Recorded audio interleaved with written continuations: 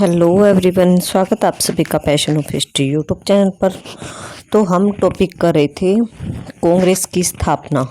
आधुनिक भारतीय इतिहास में एक बहुत ही महत्वपूर्ण टॉपिक है, जो कि आज की हमारे वर्तमान की जो कांग्रेस पार्टी है उसकी स्थापना से लेकर है क्वेश्चन कि उसकी स्थापना कब हुई थी। तो 1885 में। और उसकी स्थापना के बाद जो है उसमें दो टाइप की विचारधारा के लोग, या फिर आप ये कह सकते हैं कि दो टाइप की विचारधारा के नेता शामिल थे, लोग शामिल थे। धीरे धीरे इस पार्टी में लोग जुड़ते गए और अलग अलग विचारधाराओं में बंटते गए। तो उस समय जब इसकी स्थापना हुई थी 1885 में, तो हम देखते हैं कि दो टाइप की विचारधारा के लोग इस पार्टी में शामिल थे। एक थे नरमपंथी, जिनको नरमपंथी या फिर उदारवादी आप बोल सकते हो, दोनों एक ही प्रकार के हैं। दूसरा था गरमपंथी या फिर उग्रवादी। दोनों ये अलग टाइप की विचारधारा के व्यक्ति थे, और जो नरमपंथी विचारधारा जो कि टॉपिक हम कर रहे हैं वो अलग टाइप की विचारधारा के लोग थे। तो कांग्रेस में जो है शुरुआती 20 वर्ष 1885 में स्थापना होती है। 1885 से लेकर 1905 जब तक बंगाल का विभाजन होता है, तब तक जो है नरमपंथी जो विचारधारा के व्यक्ति या नेता थे उनका वर्चस्व ज़्यादा था, उनका प्रभुत्व ज़्यादा था। मतलब कि कांग्रेस में वो उस टाइप के नरमपंथी विचारधारा के लोग ज़्यादा शामिल थे, और वहीं उनकी मांगों को ही जो है थोड़ा ज़्यादा हाईलाइट किया जाता था। तो गरमपंथी विचारधारा के लोग कम थे, तो इसलिए पार्टी में उनकी कम चलती थी। तो हम जो है पहले नरमपंथी पढ़ रहे हैं, उसके बाद जो हम इसके दूसरी विचारधारा जो कि 1905 के बाद शुरू होती है, जो 1947 तक रहती है, उसको हम जो है हमारे नेक्स्ट क्लास में देखेंगे। तो हमने नरमपंथी विचारधारा जो है उस पर 2 क्लास मैंने ऑलरेडी आपको करवा दी है। आज की जो ये हमारी तीसरी क्लास रहेगी इस पर। तो पीछे की 2 क्लासों में हमने जो है इस नरमपंथी विचारधारा का जो टॉपिक है वो बहुत अच्छे से, बहुत डिटेल से जो है मैंने आपको करवाया है। तो इसमें सबसे पहले हमने देखा था कि जो नरमपंथी विचारधारा के लोग थे उनमें उनकी स्थापना कि कांग्रेस की स्थापना जो है कब से लेकर कब हुई। 1885 में हुई, 1905 तक जो है नरमपंथियों का वर्चस्व था। फिर हमने जो ये कांग्रेस पार्टी की स्थापना हुई थी, इनके अधिवेशन, इनके सेशंस के बारे में देखा कि कैसे इसकी स्थापना होती है, किस वर्ष इसके अधिवेशन बुलाए जाते हैं, और किस अधिवेशनों में जो है कितने लोग भाग लेते हैं, और किस अधिवेशन की अध्यक्षता जो है वो कौन सा नेता करता है। तो इनके बारे में भी हमने अच्छे से एक्सप्लेन कर लिया पिछले क्लासों में। फिर हमने जो है उदारवादियों के सिद्धांत, मतलब कि उनके तरीकों के बारे में देखा कि वो अपने जीवन में जो है किन किन बातों को, किन किन सिद्धांतों को लाते थे और किन किन बातों को जो है वो शामिल करते थे। तो इसके सिद्धांत में जो हमने ब्रिटिश शासन के भगत, सुधारों में विश्वास, ब्रिटेन से इनके इंग्लैंड से कैसे संबंध थे, स्वशासन की मांग इन्होंने की थी, और ब्रिटिश न्याय प्रणाली में ये उदारवादी नेता जो थे वो काफ़ी ज़्यादा विश्वास रखते थे। फिर हमने देखा कांग्रेस की मांगे कि जो ये कांग्रेस में 1885 में स्थापना से लेकर 1905 तक यहाँ के उदारवादी या फिर नरमपंथी नेता कौन कौन सी मांगों को सरकार के सामने रखते हैं और किन मांगों की पूर्ति जो है वो सरकार से करवाना चाहते हैं। तो उसमें भी हमने 18-19 मांगों को, इनके बारे में डिटेल से मैंने आपको एक क्लास में करवाया है, जो किससे जस्ट पिछली क्लास है। अगर आज आप ये क्लास देख रहे हैं तो इससे पीछे इसी टॉपिक पर 2 क्लास मैंने आपको एक्सप्लेनेशन से करवाई है बहुत अच्छे से। तो आप पहले उन क्लासों को देखिए, फिर आप इस क्लास को देखेंगे, तभी आपको ये टॉपिक अच्छे से क्लियर हो पाएगा। इनके बाद जो हमने नरमपंथियों की कार्यविधि के बारे में देखा कि इनकी कार्यविधि क्या थी, इनके तौर तरीके क्या थे अपनी बातें मनवाने के लिए। तो हमने पढ़ा था कि ये अपनी बातें मनवाने के लिए जो है प्रार्थनाओं का प्रयोग करते थे, प्रार्थना पत्र भेजते थे सरकार के पास, स्मरण पत्र भेजते थे या फिर समाचार पत्रों में छपवाते थे, भाषणों के माध्यम से सरकार को संदेश देते थे, शांति में प्रदर्शन करते थे, या फिर जो वार्षिक अधिवेशन होता था कांग्रेस पार्टी का साल में, जो कि दिसंबर के महीने में बुलाया जाता था, तो उस सम्मेलन में या उस मीटिंग में जो है मांगों को रखा जाता था और अंग्रेजी सरकार के पास जो उनको प्रिंट करवा कर भेज दिया जाता था। तो ये सब हमने पिछली क्लास में मैंने आपको अच्छे से करवाया है। तो आज का हमारा टॉपिक जो है, आज की क्लास का टॉपिक हमारा यहाँ से शुरू होता है कि उदारवादियों के इंग्लैंड में राजनीतिक कार्य, क्योंकि अंग्रेजी सरकार इंग्लैंड से आई थी, तो वहाँ पर इनके राजनीतिक कार्य क्या थे, उनके बारे में आज हम डिटेल से करेंगे। उदारवादी अपने विचारों तथा कार्यों का प्रचार ब्रिटेन में भी करना चाहते थे, कि जो भारत में ये उदारवादी नेता थे ये चाहते थे कि हमारे विचारों को और हमारे काम को जो ब्रिटेन में बैठी हुई अंग्रेजी सरकार है उन तक भी हमारा जो संदेश है, हमारे प्रार्थना पत्र है वो पहुंचाए जाएं, ताकि वहाँ के लोगों को प्रभावित करके, इंग्लैंड के लोगों को प्रभावित करके हम अपनी मांगों को मनवा सके, कि इंग्लैंड के लोगों को पता चले कि भारत के लोग अंग्रेजी सरकार से क्या मांग कर रहे हैं, और इंग्लैंड के जो लोग हैं, इंग्लैंड की जो जनता है वो भी हमारा साथ दे हमारी इन न्यायपूर्ण मांगों में। दादा भाई नौरोजी, ए.ओ. ह्यूम आदि नेताओं ने इंग्लैंड में प्रचार करके ब्रिटिश सरकार मतलब अंग्रेजी सरकार और वहाँ की जनता को भारत की स्थिति से अवगत करवाया और प्रशासन में सुधार करने का प्रयास किया, कि वहाँ की जो जनता थी इंग्लैंड की उसके बारे में हमने सुधार करवाया था। तो ये कोशिश की थी कि इन्होंने, दादा भाई नौरोजी ने और ए.ओ. ह्यूम आदि नेताओं ने कोशिश की थी कि इंग्लैंड की सरकार को पता चले कि भारत के लोग क्या मांग कर रहे हैं और किन किन सुधारों की मांग जो है वो सरकार से कर रहे हैं, और वहाँ की जनता को भी पता चले। तो इस कार्य के लिए 1888 में विलियम डिग्बी की अध्यक्षता में इंडियन एजेंसी की स्थापना की गई। मोस्ट इम्पोर्टेंट है कि विलियम डिग्बी की अध्यक्षता में कौन सी एजेंसी की स्थापना की गई थी, तो इंडियन एजेंसी की, या फिर ऐसे पूछा जा सकता है कि इंडियन एजेंसी की स्थापना कब की गई, तो 1888 में, और किसकी अध्यक्षता में की गई, तो विलियम डिग्बी की अध्यक्षता में। कांग्रेस के तीसरे अधिवेशन की कार्यवाही एक भाषण की हजारों प्रतिलिपियां छपवाकर इंग्लैंड के मतदाताओं में वितरित की गई, कि जो कांग्रेस का तीसरा अधिवेशन हुआ था 1887 ईस्वी में, 1887 में। तो इस अधिवेशन में, इस मीटिंग में जो बातें हुई थी, जो मांग अंग्रेजी सरकार से भारत के लोग या भारत के उदारवादी नेता कर रहे थे, उन मांगों को छपवाकर जो है उनकी फोटोकॉपियाँ निकलवाकर इंग्लैंड में बंटवा दी थी सड़कों पर। इंग्लैंड के मतदाताओं मतलब वहाँ पर जो मत देने का अधिकार रखते थे वहाँ की जनता को ये कॉपियाँ बांट दी गई। 1889 ईस्वी में British committee of Indian association Congress की स्थापना की गई। उससे अगले साल जो है एक और उसकी पार्टी की स्थापना हुई। इस पार्टी का नाम क्या है, ब्रिटिश कमेटी मतलब अंग्रेजों की कमेटी है, ऑफ इंडियन भारतीयों के लिए नेशनल कांग्रेस पार्टी के लिए। इसके अध्यक्ष कौन थे, बैडरबर्न। तो ये आपसे पूछा जा सकता है एग्जाम में फैक्ट के तौर पर कि जो British committee of Indian national Congress थी इसके अध्यक्ष कौन थे, तो बैडरबर्न। और इस पार्टी की स्थापना कब हुई थी, तो 1889 में, 1889 में। अंग्रेजों को भारत की वास्तविक स्थिति से अवगत कराने के लिए इस कमेटी ने एक इंडिया नामक समाचार पत्र प्रकाशित किया, कि जो एक कमेटी बनी थी British committee of Indian national Congress. इस कमेटी ने, इसमें जो लोग शामिल थे उन्होंने जो है क्या किया कि भारत की जो वास्तविक स्थिति थी उससे अंग्रेजों को बताने के लिए कि भारत की क्या सिचुएशन और भारत के नेता क्या मांग कर रहे हैं, उन सभी के को लेकर जो है एक समाचार पत्र निकलवा, उसमें सारी की सारी बातें छपवाई थी इन्होंने। इसके द्वारा भारत की समस्याओं के विषय बतलाया जाता था। अंग्रेजों ने इस समाचार पत्र में भी रुचि लेनी आरंभ कर दी, कि अंग्रेजों ने भी जो है इस समाचार पत्र को पढ़ना शुरू किया कि इसमें क्या छप रहा है। परंतु 1921 में इस समाचार पत्र को बंद कर दिया गया। इस समाचार पत्र जिसमें छपती थी बातें भारत की समस्याओं के बारे में, इस समाचार पत्र को बैन कर दिया गया था 1921 में। 1893 में हाउस ऑफ कॉमन के 154 सदस्यों की एक इंडियन पार्लियामेंट कमेटी बनाई गई। इस कमेटी ने भारतीयों की समस्याओं का ब्रिटिश संसद में जोरदार समर्थन किया, कि 1893 की बात है। एक हाउस ऑफ कॉमन की 154 सदस्यों की एक इंडियन पार्लियामेंट कमेटी, 154 लोगों की कमेटी, एक ग्रुप मान लीजिए 154 लोगों का एक ग्रुप बनाया गया, और इस ग्रुप ने जो है भारत की समस्याओं को ब्रिटिश संसद में उठाया और उनका समर्थन भी किया कि भारतीयों की ये मांगे जो है वो पूरी होनी चाहिए।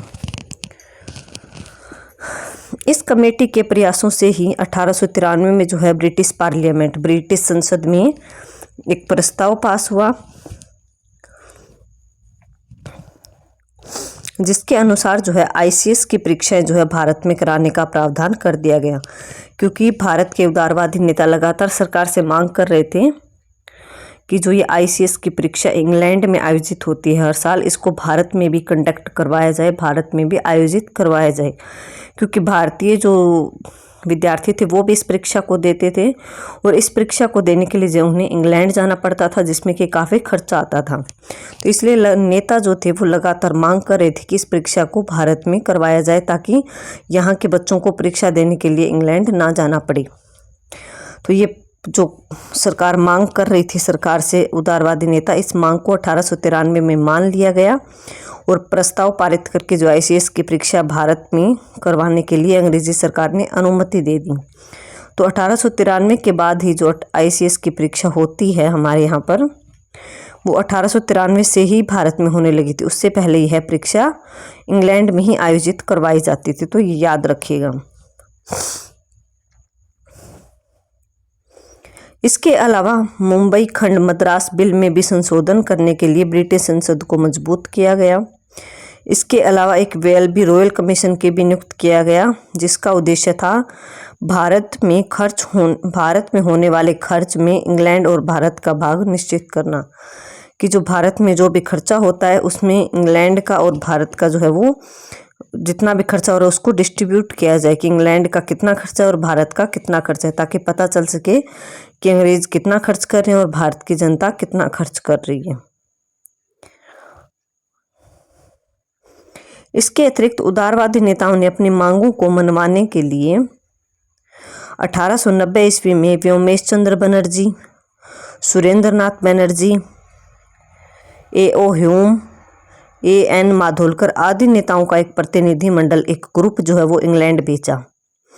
1890 में जो है अपनी मांगों को मनवाने के लिए ये जो नेता हमने पढ़े हैं, व्योमेश चंद्र बनर्जी, सुरेंद्र नाथ बनर्जी, A.O. Hume, A.N. माधोलकर आदि नेता जो है वो इकट्ठे होकर इंग्लैंड जाते हैं। कब? 1890 ईस्वी में, जिसने वहाँ के लोगों को, मतलब इंग्लैंड के लोगों को भाषणों के द्वारा भारतीयों की समस्याओं के विषय में जानकारी प्रदान की।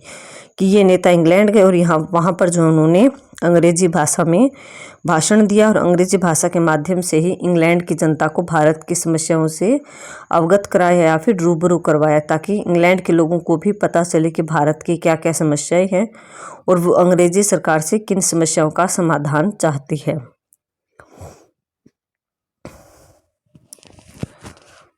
इसके बाद जो है गोपाल कृष्ण गोखले, W.E. वाच्छा और G. सुब्रमण्यम अय्यर को भी वेलबी कमीशन के सम्मुख गवाही देने के लिए इंग्लैंड जाना पड़ा। इसके अतिरिक्त श्री A.M. बोस, विपिन चंद्रपाल आदि नेताओं ने भी ब्रिटेन की यात्रा की। तो आप जो है इतना इम्पोर्टेंट नहीं है बीच वाला लिखना, भारत की समस्याओं के विषय में जानकारी दी। यहाँ के बाद जो है आप ये भी बता देना इसमें कि A.M. बोस और विपिन चंद्रपाल आदि नेता भी इंग्लैंड गए वहाँ की जनता से जुड़ने के लिए, वहाँ की जनता को भारत की समस्याओं के बारे में बताने के लिए।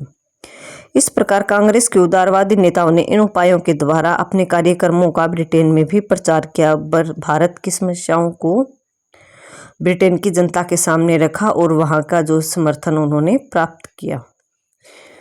तो ये हमारा पॉइंट था कि उदारवादियों के इंग्लैंड में कौन कौन से कार्य उन्होंने किए। अब आता है कांग्रेस के प्रति सरकार का क्या रुख रहता है, कि हम ऊपर से जब से पढ़ते आ रहे हैं क्वेश्चन में कि सरकार से कांग्रेस पार्टी ये मांग करें, कांग्रेस के नेता ये मांग करें, लेकिन अब हमें ये देखना है कि सरकार ने इन सभी मांगों का क्या जवाब दिया, सरकार ने इनको उनकी किन किन मांगों को पूरा किया और किन किन मांगों को सरकार ने, अंग्रेजी सरकार ने इग्नोर किया। कि आरंभ में ब्रिटिश सरकार, मतलब अंग्रेजी सरकार का रुख या रवैया, तरीका मान लीजिए, आप व्यवहार मान लीजिए, कि अंग्रेजी सरकार का व्यवहार जो था वो कांग्रेस के प्रति सकारात्मक था। मतलब कांग्रेस का अंग्रेजी सरकार समर्थन करती थी और उनकी छोटी मोटी मांगों को मानते भी थी और उन्हें पूरा भी करती थी। भारतीय राष्ट्रीय कांग्रेस के प्रथम अधिवेशन के समय वायसराय कौन था? Lord Dufferin. प्रथम अधिवेशन कब होता है कांग्रेस का? आप मुझे कमेंट सेक्शन में जरूर बताइएगा, ताकि आपको भी ये ध्यान रहे कि हाँ हमें याद हो रहा है, क्योंकि हमने बहुत बार मैंने रिपीट कर दिया कि कांग्रेस का प्रथम अधिवेशन कब होता है। तो आप कमेंट सेक्शन में मुझे लिख के जरूर बताएं कि कांग्रेस का प्रथम अधिवेशन कब होता है, उसकी अध्यक्षता किसने की और उसमें कितने प्रतिनिधियों ने भाग लिया। ये हम पिछले क्लासेस में कर चुके हैं, तो आपको ऑफ कोर्स ये याद होना ही चाहिए कि भारतीय राष्ट्रीय कांग्रेस के प्रथम अधिवेशन के समय वायसराय लॉर्ड डफरिन ने इसके प्रति सहानुभूति, इसके प्रति मतलब किसके प्रति? कांग्रेस पार्टी के प्रति जो है सहानुभूति प्रकट करते हुए कहा कि यह ब्रिटेन के विरोधी दल की भांति कार्य करेगी, कि जैसे कि प्रत्येक देश में जो है अपोजिट सरकार होती है ना, विपरीत विपक्षी दल होता है, तो उसी प्रकार जो है यह काम करेगी पार्टी। इतना ही नहीं, 1886 के कलकत्ता अधिवेशन में उसने कांग्रेस के सदस्यों को राजभवन में एक उद्यान पार्टी भी दी, एक गार्डन पार्टी भी दी थी। किसने? लॉर्ड डफरिन ने। किनको दी थी? कांग्रेस पार्टी के नेताओं को। कब? 1886 में कलकत्ता अधिवेशन में। किसने दी थी? तो लॉर्ड डफरिन, जो कि उस समय भारत का वायसराय था। इसी प्रकार 1887 में कांग्रेस के तीसरे अधिवेशन के समय भी मद्रास में गवर्नर ने उदारवादियों अर्थात कांग्रेस के प्रतिनिधियों को सम्मान पार्टी दी। मतलब कांग्रेस के जब स्टार्टिंग से 2-3 अधिवेशन हुए तो उसमें भी जो है अंग्रेजी सरकार का रवैया कांग्रेस पार्टी के प्रति अच्छा था। वो कांग्रेस पार्टी की इज्जत करती थी, सम्मान करती थी, उनके नेताओं का भी काफ़ी सम्मान करते थे ये वायसराय। समय समय पर अंग्रेज भी भारतीय राष्ट्रीय कांग्रेस के अधिवेशनों के सभापति चुने गए, कि अंग्रेजों को भी जो है कांग्रेस पार्टी का जो वार्षिक अधिवेशन होता था उसकी अध्यक्षता करने का मौका मिला था। मिस्टर जॉर्ज यूरले आएगा यहाँ पे, मूले नहीं, मिस्टर जॉर्ज यूरले। यूरले ने 1888 में जो इलाहाबाद में कांग्रेस का अधिवेशन हुआ था, कांग्रेस की मीटिंग हुई थी, उसमें ये अध्यक्ष थे मिस्टर जॉर्ज यूरले। और 1889 में उससे नेक्स्ट ईयर जो कांग्रेस का अधिवेशन हुआ था मुंबई में, उसमें अंग्रेज कौन था? वेडरबर्न, ये अध्यक्ष था। तो ये हेड थे 1889 में भी और 1888 दोनों ईयर जो है अंग्रेज लोग ही कांग्रेस पार्टी के हेड रहे थे मीटिंग की। परंतु जैसे जैसे भारतीय राष्ट्रीय कांग्रेस की लोकप्रियता बढ़ती गई, वैसे वैसे इस कांग्रेस पार्टी के प्रति ब्रिटिश सरकार के रुख में, उनके व्यवहार में परिवर्तन आना शुरू हो गया। 1888 में लॉर्ड डफरिन, जो कि वायसराय था, उसने कांग्रेस का विरोध करना शुरू कर दिया। उसने एक भोज के अवसर पर, मतलब एक डिनर चल रहा था, खाने का प्रोग्राम था, तो उसमें कहा था कि अब कांग्रेस का सुझाव राजद्रोह की ओर हो गया है, परंतु यह संस्था शिक्षित भारतीयों का नाम मात्र का प्रतिनिधित्व करती है, कि अब जो है ये कांग्रेस पार्टी जो है राजद्रोह करने पर उतर आई है और इसमें जो है शिक्षित भारतीय वो है नाम मात्र के ही रह गए, उनकी आवाज़ को अब नहीं सुना जा रहा। तो ये लॉर्ड डफरिन ने, आप ये मान लीजिए, एक टाइप से ताना मारा था कांग्रेस पार्टी को। नेक्स्ट, नौकरशाही ने भी कांग्रेस के सदस्यों पर अत्याचार करने शुरू कर दिए। 1887 में एक व्यक्ति को 20,000 रुपये जमानत के तौर पर देने को बाध्य किया गया, मजबूर किया गया, कि उसने जिलाध्यक्षों की आज्ञा के विरुद्ध मद्रास अधिवेशन में भाग लिया। मतलब कि अंग्रेजी सरकार जो है वो टोटली अपना रुखा या जो व्यवहार था, अलग टाइप का व्यवहार, वो अब कांग्रेस को दिखाने लगी थी। वो कांग्रेस के पार्टी के जो अधिवेशन होते थे उनमें भी दखल अंदाजी करने लगी और उसमें जो भाग लेते थे उन लोगों को भी किसी न किसी बहाने से तंग करती रहती थी। 1888 में कांग्रेस के वार्षिक अधिवेशन के लिए यूपी सरकार ने इलाहाबाद में उचित स्थान देने से इनकार कर दिया। इसी प्रकार 1890 में ब्रिटिश सरकार जो थी वो कांग्रेस की कट्टर विरोधी बन गई। मतलब कि 1885 में तो कांग्रेस की स्थापना हुई और 1890 तक जो है वो अंग्रेजी सरकार, ब्रिटिश सरकार, इस जो पार्टी थी कांग्रेस पार्टी, इसका विरोध करने लगी, इसकी विरोधी बन गई। मतलब 3-4 साल तो जो है वो अंग्रेजों ने इस पार्टी का सम्मान किया, इनके नेताओं को भी इज्जत दी, लेकिन उसके बाद जो है अंग्रेजों ने इस पार्टी का विरोध करना शुरू कर दिया 1890 के बाद।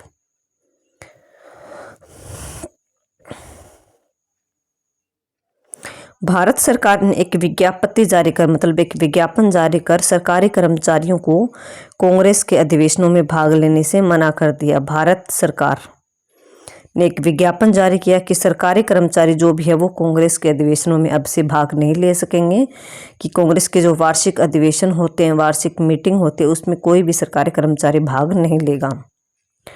यहाँ तक कि कांग्रेस के अधिवेशनों पर पूरी निगरानी रखने के लिए जासूस भी छोड़ दिया अंग्रेजी सरकार ने, कि इन अधिवेशनों में कौन कौन से नेता भाग लेते हैं और वो क्या क्या बातें करते हैं, इन सब चीज़ों की जासूसी की जाने लगी अंग्रेजी सरकार के द्वारा। ब्रिटिश समाचार पत्रों ने भी कांग्रेस के कार्यकर्ताओं के विषय में अनाप शनाप बातें लिखनी शुरू कर दी, कि जो अंग्रेजों के भारत में जो भी समाचार पत्र प्रकाशित होते थे या फिर इंग्लैंड में प्रकाशित होते थे, उनमें भी इस कांग्रेस पार्टी की आलोचना करनी शुरू कर दी। उन समाचार पत्रों में कांग्रेस पार्टी की बुराइयों को लिखा जाता था।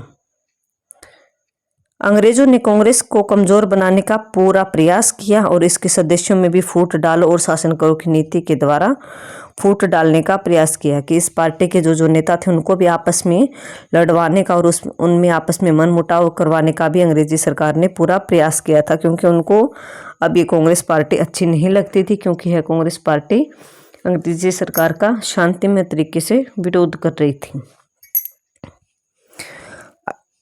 1897 में राजद्रोहात्मक भाषणों मतलब कि जो भाषण होते थे उत्तेजक और कार्यवाहियों पर रोक लगाने के लिए इंडियन पैनल कोड लाया गया। इस कोड में जो है धारा 124 तथा धारा 153 जोड़ दिया गया। इसके अलावा प्रेस पर भी प्रतिबंध लगा दिया, समाचार पत्रों पर भी अंग्रेजी सरकार ने प्रतिबंध लगा दिया।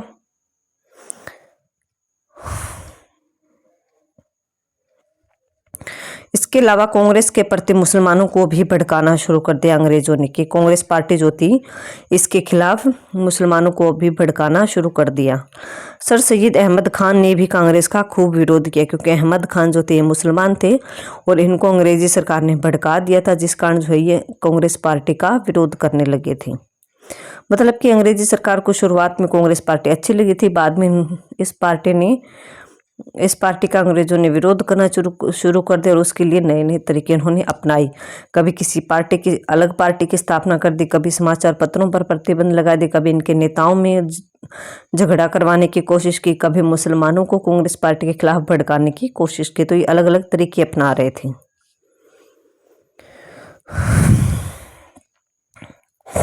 Next,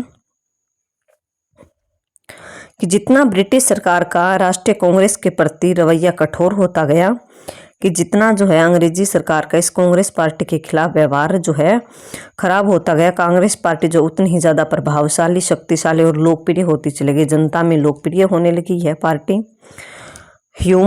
A.O. ह्यूम जो था उसने भी सरकार को चेतावनी देते हुए कहा कि ब्रिटिश सरकार जनमत से पूरी तरह अनभिज्ञ है, कि जनमत का अंग्रेजी सरकार को अभी तक कोई अंदाजा नहीं कि जनता को यह पार्टी कितनी ज़्यादा पसंद है, क्योंकि वह स्वार्थी, चापलूसों और नीच व्यक्तियों से घिरी हुई है। कि जो अंग्रेजी सरकार है वो स्वार्थी लोगों से और नीच व्यक्ति और चापलूसों से घिरी हुई है, इसलिए उसे अभी जनता की शक्ति का अंदाजा नहीं है कि जनता क्या कर सकती है। यहाँ तक जरूरी है, आगे जो दिया हुआ आपको इतना जरूरी नहीं है। अब देखते हैं कि उदारवादियों की सफलताएं क्या क्या थी। क्लास काफी लंबा हो जाएगा, लेकिन आज जो है हम इस टॉपिक को कंप्लीट करके रहेंगे, क्वेश्चन काफी बड़ा हो जाएगा फिर।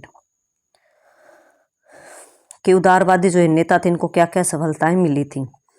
भले ही उदारवादियों में कुछ कमजोरियां थी, क्योंकि वो अंग्रेजी सरकार का विरोध करके उनके तरीके अलग थे। ब्रिटिश सरकार का भी इनके प्रति विरोध रुख रहा, कि अंग्रेजी सरकार भी इस पार्टी को पसंद नहीं करती थी। इसके बावजूद उदारवादियों ने अनेक सफलताएं प्राप्त की। उन्होंने भारत को एक राष्ट्र के रूप में स्थापित करने में सफलता प्राप्त की, कि जब से ये पार्टी स्थापित हुई थी इस पार्टी में सारी जातियों के लोग भाग लेते थे, जिससे जो है धीरे धीरे भारतीय लोगों को भी, भारतीय जनता को भी भारत की समस्याओं के बारे में पता लगने लगा और उन्हें अंग्रेजी सरकार के व्यवहार का भी पता लगने लगा, जिससे जो है भारत एक राष्ट्र के रूप में संगठित होने लगा था। आरंभिक कांग्रेस के प्रतिनिधियों को भारतीय राष्ट्रीयता का जनक माना जाता है। मोस्ट इम्पोर्टेंट फैक्ट है कि भारतीय राष्ट्रीयता का जनक जो है किनको माना जाता है, तो आरंभिक कांग्रेस के प्रतिनिधियों, जो कांग्रेस के आरंभिक नेता थे, उदारवादी नेता थे, जिनका 1905 तक प्रभुत्व रहा, उन नेताओं को भारतीय राष्ट्रीयता का जनक माना जाता है। ये जातीय एवं धार्मिक भेदभाव से ऊपर उठकर कार्य करते थे। इन नेताओं के प्रयासों से ही कांग्रेस की नीतियों में समय समय पर यह परिवर्तन हुआ। इन्होंने भारत में जिस राष्ट्रीयता की स्थापना की उसमें सांप्रदायिकता तथा प्रांतीयता को कोई स्थान प्राप्त नहीं था।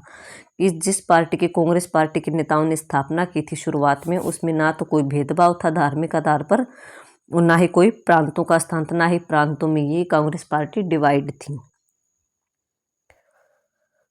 उदारवादियों की मांगों एवं साधनों के दबाव के परिणाम स्वरूप 1892 का अधिनियम जो था वो अंग्रेजी सरकार ने पारित किया। ये अधिनियम जो है मैं कभी डिटेल से आपको अलग क्लास में करवाऊंगी कि 1892 का जो अधिनियम था उसमें अंग्रेजी सरकार ने क्या क्या बिल पास किए थे और उदारवादियों की किन किन मांगों को उन्होंने पूरा किया था। इस अधिनियम के द्वारा केंद्रीय एवं प्रांतीय विधान परिषद में अतिरिक्त सदस्यों की संख्या बढ़ा दी गई। केंद्रीय परिषद में इनकी संख्या कम से कम 10 और अधिक से अधिक 20 हो सकती थी। बम्बई और मद्रास की परिषदों में कम से कम 8 तथा अधिक से अधिक 20 निश्चित की गई। इसी तरह बंगाल में 20 और उत्तर पश्चिमी प्रांत तथा अवध में 15 अधिकतम संख्या कर दी गई। अगर आपको इतनी याद रहता है तो डिटेल से लिख सकते हो, वरना अदरवाइज इसमें कोई ज़रूरी नहीं है कि कहाँ पर कितनी पार्टियों की उन्होंने कितनी संख्या निश्चित की और कितनी नहीं की। गवर्नर जनरल और उसकी परिषद को भारत सचिव की स्वीकृति से अतिरिक्त सदस्यों के नामांकन के लिए नियम बनाने का अधिकार दिया गया। इसके लिए अप्रत्यक्ष निर्वाचन प्रणाली भी शुरू की गई कि अप्रत्यक्ष रूप से वोट डलवाए जाएं। 1892 के अधिनियम द्वारा विधान परिषदों के अधिकारों में भी वृद्धि की गई। उन्हें वार्षिक वित्त वितरण पर वाद विवाद करने का अधिकार दिया गया। जो पार्षद थे उनको सार्वजनिक महल के विषयों के बारे में हित प्रतिबंधों की सीमा के भीतर कार्यपालिका से प्रश्न पूछने और प्रस्ताव पेश करने का अधिकार भी दिया गया। इस प्रकार 1892 का अधिनियम कांग्रेस की एक महत्वपूर्ण सफलता थी। ये जो 1892 का अधिनियम आया था ये कांग्रेस के उदारवादी नेताओं के कारण ही जो है ये बिल पास हो सका था।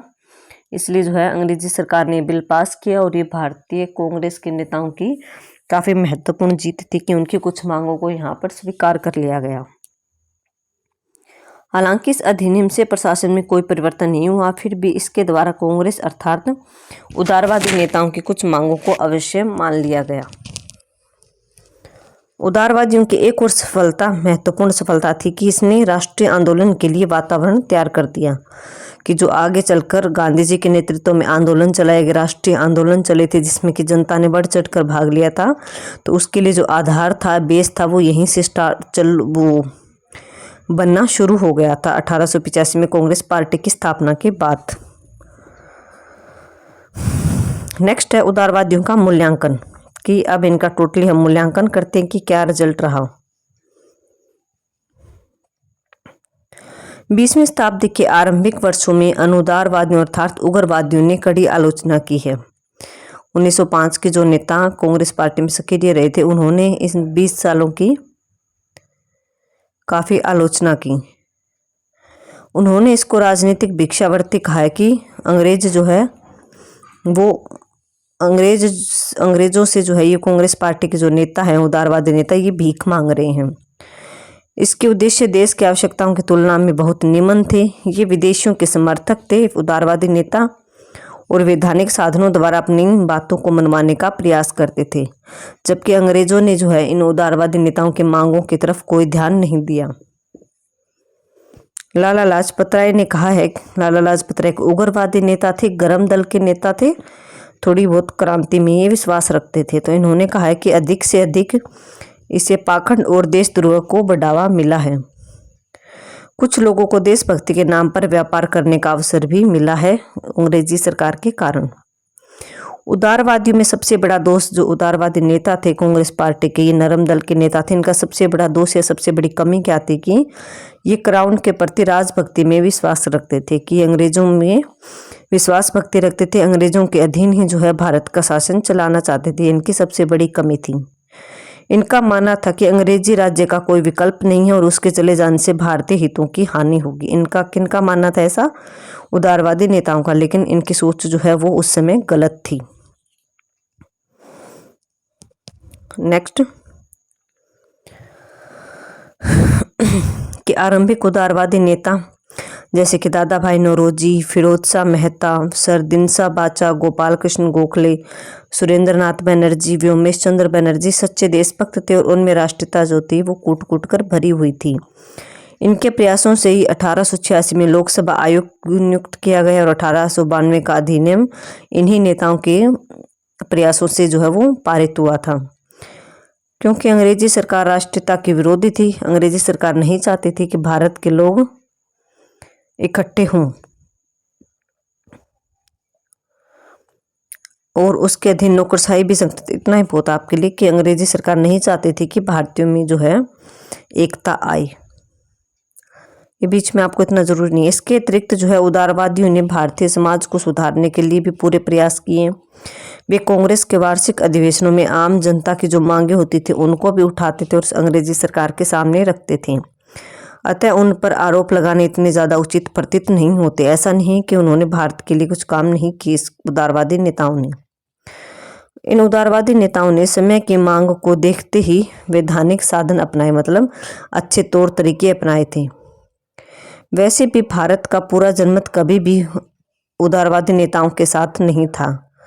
कांग्रेस का प्रचार जन जन तक नहीं हुआ था, मतलब कि जो कांग्रेस पार्टी थी ये आम जनता में अभी तक प्रचलित नहीं थी। 1905 से पहले कांग्रेस पार्टी जो है आम जनता से इतनी ज़्यादा जुड़ी हुई नहीं थी। इस कांग्रेस पार्टी में मध्यम वर्ग के लोगों ने ज़्यादा भाग लिया था, जो कि सरकारी नौकरियों पर लगे हुए थे, जो कि सरकारी अध्यापक, डॉक्टर, वकील, इंजीनियर, इन सब लोगों ने जो है कांग्रेस पार्टी में भाग ले रखा था।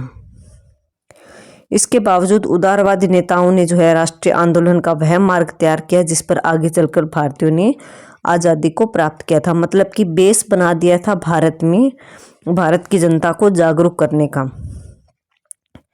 निष्कर्ष, कंक्लूजन